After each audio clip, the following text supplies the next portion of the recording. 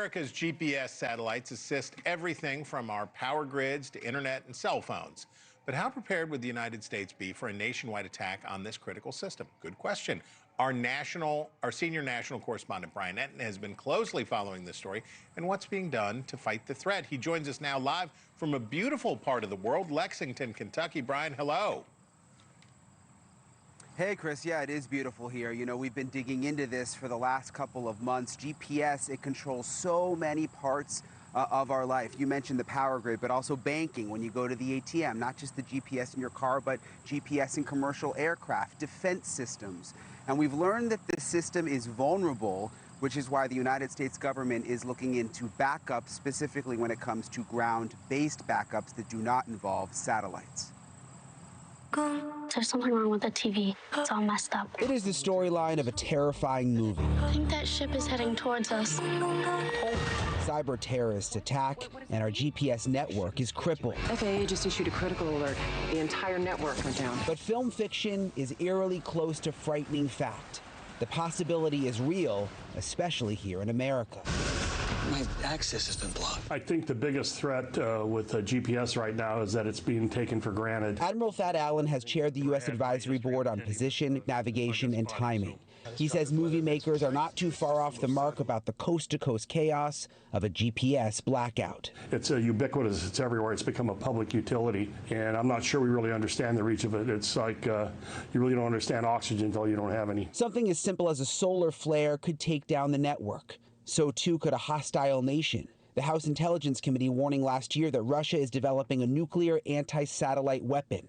And while Russia and China have ground-based backups for GPS, the United States does not. I don't think it's well understood exactly the breadth and the scope of the penetration of GPS into our daily life and what would happen if it wasn't there anymore. The solution to this very real doomsday scenario could actually already be standing tall in the sky in communities from coast to coast. This is a tower site, and the transmitter, the main piece of gear that takes the signal and amplifies it and sends it up the tower. Broadcast television towers.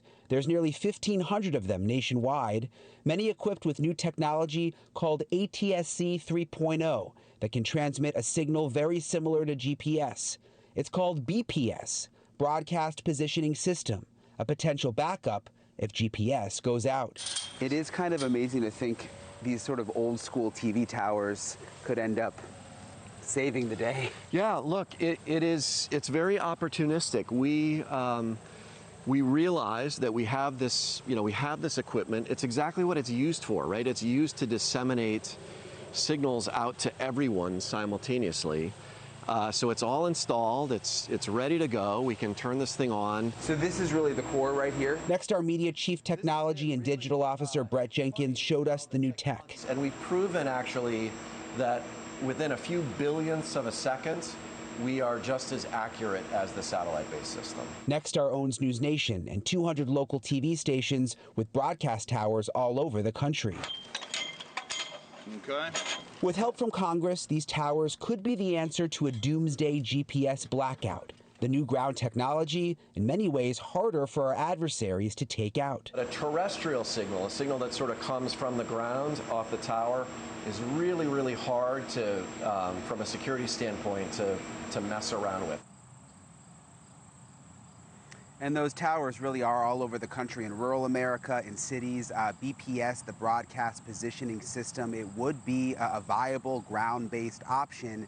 Now, Chris, it's really up to the U.S. government, to Congress, to figure out which plan they're going to move forward with. But it's clear when you look into this, it's frightening. There is no backup in the United States for GPS right now. Chris? Okay. All right, Brian, have a good time down in Kentucky. Thank you for watching. Subscribe below and download our NewsNation app right now on your phone, and you will get fact-based, unbiased news for all Americans.